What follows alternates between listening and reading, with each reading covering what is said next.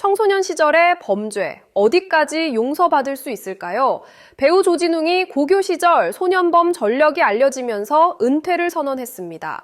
그런데 이 사건을 두고 우리 사회가 완전히 양분됐습니다. 한쪽에서는 말합니다. 철없을 때 한 실수다. 이미 갱생했다. 장발장처럼 새로운 기회를 줘야 한다. 다른 쪽에서는 반박합니다. 강도와 성폭행은 실수로 할 수 있는 범죄가 아니다. 이후에도 폭행과 음주운전을 했다. 진정한 반성이 없었다. 법조계 전문가들도 의견이 갈립니다. 대한변호사협회 수석 대변인과 고려대 로스쿨 교수가 정반대의 주장을 내놓았습니다. 오늘은 조진웅 사건을 둘러싼 양측의 주장을 객관적으로 살펴보고 우리 사회가 답해야 할 질문들을 함께 생각해 보겠습니다. 먼저 사실관계부터 정리하겠습니다. 지난 12월 5일 디스패치는 배우 조진웅이 고교 시절 차량 절도와 성폭행 범죄를 저질러 소년원 생활을 했다고 보도했습니다. 다음 날인 12월 6일 조진웅은 소속사를 통해 공식 입장을 발표했습니다. 과거 불미스러운 일로 실망을 드려 사과드린다. 모든 활동을 중단하고 배우의 길에 마침표를 찍겠다고 밝혔습니다. 보도 직후 KBS와 SBS는 조진웅이 출연한 프로그램을 재편집하거나 방송 계획을 취소했습니다. 그러자 정치권과 법조계에서 다양한 반응이 나왔습니다. 더불어민주당 김원희 의원은 12월 7일 페이스북에 청소년 시절의 잘못을 어디까지 언제까지 책임져야 하는가라고 물었습니다.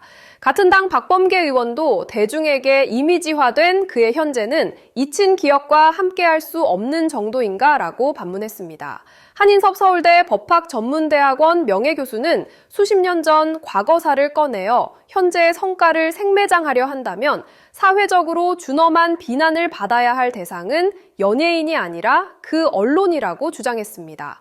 반대 의견도 있었습니다. 대한변호사협회 하서정 수석 대변인은 12월 10일 뉴시스 유튜브에 출연해 어린 시절 철이 없어서 할 수 있는 실수였다고 눈 감아 주기 어렵다고 말했습니다. 같은 날 고려대 로스쿨 박경신 교수는 YTN 라디오에 출연해 조진웅은 성공적으로 교화된 사례이며 연기를 계속할 수도 있다고 밝혔습니다. 옹호 측의 주장을 먼저 살펴보겠습니다. 고려대 로스쿨 박경신 교수는 YTN 라디오에서 이렇게 말했습니다. 출처는 파이낸셜 뉴스 12월 13일 보도입니다. 조진웅은 이미 성인이 되었고 성공적으로 교화가 이루어졌다.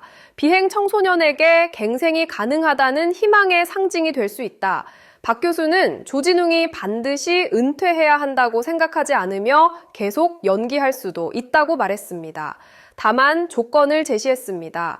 피해자들에게 진심으로 사과하고 용서를 빌어 연기를 계속해도 된다는 허락까지 받았으면 좋겠다. 비행 청소년에게 갱생 가능성을 보이려면 소년범 전력을 숨기려 해선 안 된다고 강조했습니다. 방송인 김어준도 12월 9일 자신의 유튜브 채널에서 소년범이 훌륭한 배우이자 성숙한 사회인으로 성장하는 스토리는 우리 사회에선 용납할 수 없는 이야기인가라며 조진웅을 옹호했습니다. 출처는 아시아경제 12월 12일 보도입니다. 한인섭 서울대 명예교수는 수십 년 전 과거를 들추는 언론을 비판했습니다. 같은 출처입니다. 옹호 측의 핵심 논리는 이렇습니다. 첫째, 소년법의 취지는 교화와 재사회화입니다. 조진웅은 그 성공 사례입니다. 둘째, 과거의 잘못을 평생 짊어지게 하는 건 과도한 처벌입니다. 셋째, 비행 청소년들에게 희망을 줘야 합니다. 넷째, 보도 직후 방송사들이 서둘러 조진웅을 지운 건 성급했습니다. 이제 비판 측의 주장을 살펴보겠습니다. 대한변호사협회 하서정 수석 대변인은 12월 10일 뉴시스 유튜브에 출연해 이렇게 말했습니다. 출처는 아시아경제 12월 12일 보도입니다. 강도와 강간을 실수로 하는 사람이 어디 있으며 아무리 철이 없다 한들 그런 중범죄를 할 수 있을까? 하 변호사는 어떤 면에서는 살인범보다 더 나쁜 게 강도와 강간이라고 표현했습니다.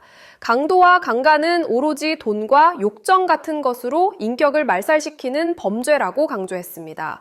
그러면서 실제로 조진웅이 어떤 행위를 했는지는 모르겠지만 죄목만 보면 너무나 중범죄이기 때문에 어린 시절 철이 없어서 할 수 있는 실수였다고 눈 감아 주기에는 국민들이 격분하는 부분이 있었을 것이라고 말했습니다.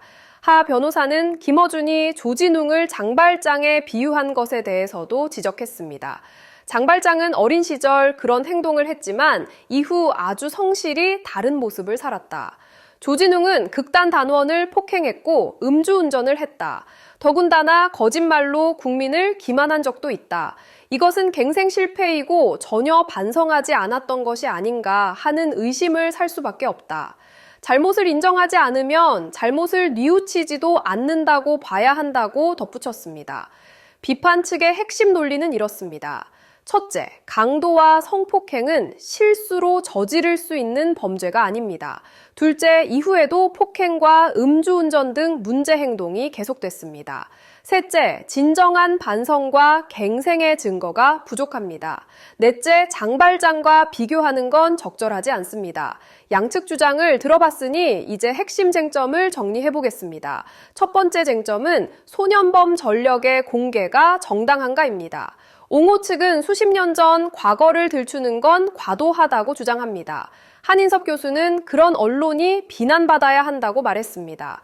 그런데 박경신 교수는 같은 옹호 측이지만 조금 다른 의견을 냈습니다. 디스패치의 보도 행위, 그 자체를 비난해선 안 된다. 국민들이 중요하게 생각하는 사실을 공개하고 공유하는 행위다. 출처는 파이낸셜 뉴스 12월 13일 보도입니다. 두 번째 쟁점은 갱생의 기준이 무엇인가입니다. 박경신 교수는 조진웅이 성공적으로 교화됐다고 평가했습니다. 하서정 변호사는 이후 폭행과 음주운전 등을 보면 갱생 실패라고 판단했습니다. 같은 사실을 보고도 정반대 결론이 나왔습니다. 갱생의 기준이 명확하지 않기 때문입니다. 세 번째 쟁점은 피해자의 목소리입니다. 박경신 교수는 조진웅이 피해자들에게 사과하고 용서를 받아야 한다고 강조했습니다. 그런데 현재까지 피해자들의 입장은 알려지지 않았습니다. 피해자들이 어떻게 생각하는지 누구도 모릅니다. 네 번째 쟁점은 방송사의 대응이 적절했는가입니다. 박경신 교수는 보도 직후 KBS와 SBS가 서둘러 조진웅의 흔적을 지우고 프로그램에서 하차시킨 것은 더 많은 토론 이후에 결정돼야 하지 않았나라고 지적했습니다. 반대로 일각에서는 방송사의 빠른 결정이 적절했다는 의견도 있습니다. 이 사건은 우리 사회에 중요한 질문들을 던집니다. 첫 번째 질문, 소년범에게 두 번째 기회를 줘야 할까요? 소년법의 취지는 교화와 재사회화입니다. 청소년은 아직 성장 중이고 변할 수 있다는 전제입니다. 그렇다면 성공적으로 갱생한 소년범에게 기회를 주는 게 맞습니다. 하지만 강도와 성폭행은 중범죄입니다. 피해자의 인생에 평생 상처를 남기는 범죄입니다. 이런 범죄도 용서받을 수 있을까요? 어디까지 용서해야 할까요? 두 번째 질문, 갱생의 기준은 무엇일까요? 법적으로는 형을 마치고 재범하지 않으면 갱생한 겁니다. 하지만 도덕적으로는 어떨까요? 진심 어린 반성과 피해자에 대한 사과가 필요하지 않을까요? 조진웅의 경우 이후 폭행과 음주운전이 있었습니다. 이걸 어떻게 평가해야 할까요? 세 번째 질문, 과거는 언제까지 따라다녀야 할까요? 30년 전 청소년 시절의 범죄를 지금 들추는 게 정당할까요? 반대로 중범죄는 시간이 지나도 잊혀져선 안 되는 걸까요? 네 번째 질문, 공인에게는 더 높은 도덕성을 요구해야 할까요? 연예인은 대중의 사랑을 받는 직업입니다. 그렇다면 일반인보다 더 높은 도덕적 기준을 적용해야 할까요? 아니면 과거를 딛고 일어선 사람에게 기회를 주는 게 더 나은 사회일까요? 정리하겠습니다. 배우 조진웅의 소년범 전력이 알려지면서 우리 사회가 양분됐습니다. 옹호 측은 성공적 갱생 사례이며 비행 청소년에게 희망을 줘야 한다고 주장합니다. 대표적으로 고려대 박경신 교수가 이런 입장입니다. 비판 측은 강도와 성폭행은 용서하기 어려운 중범죄이며 이후 행동을 보면 진정한 반성이 없었다고 주장합니다. 대한변협 하서정 변호사가 이런 입장입니다. 양측 모두 나름의 논리가 있습니다. 쉽게 답할 수 없는 문제입니다. 중요한 건 이 논쟁이 사실에 기초해야 한다는 겁니다. 박경신 교수도 강조했듯이 어느 편에 서든 자유로운 토론이 이루어져야 합니다.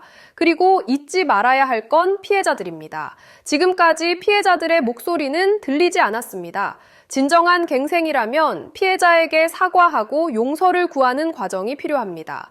박경신 교수도 이 점을 명확히 했습니다. 이 사건은 소년범의 재사회화, 갱생의 기준, 과거의 무게, 공인의 도덕성 등 우리 사회가 함께 고민해야 할 질문들을 던집니다. 쉬운 답은 없습니다. 하지만 진지한 토론은 필요합니다. 오늘 영상이 도움이 되셨다면 좋아요와 구독 부탁드립니다.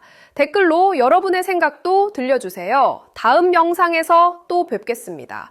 본 영상은 아시아경제 2025년 12월 12일 보도와 파이낸셜 뉴스, 2025년 12월 13일 보도를 참고하여 제작되었습니다. 양측의 주장을 균형 있게 전달하기 위해 노력했으며 특정 입장을 지지하거나 비판할 의도가 없습니다.